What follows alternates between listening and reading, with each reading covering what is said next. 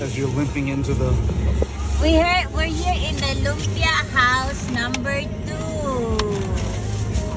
Filipino cuisine. Ayan, malaki ang area sa loob. Nag-order lang kami ng food.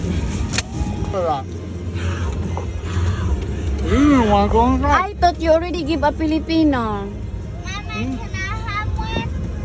What do you mean, mama? This is daddy's food. You guys want a Whataburger. Asawa, are you kidding? What? For Bella, she's crying. I said one each. One each? No, not that. Oh no, her iPad died. Mm. Yeah, and I better, if I can have Luke, if I can have Luke. And what do you want, Bella?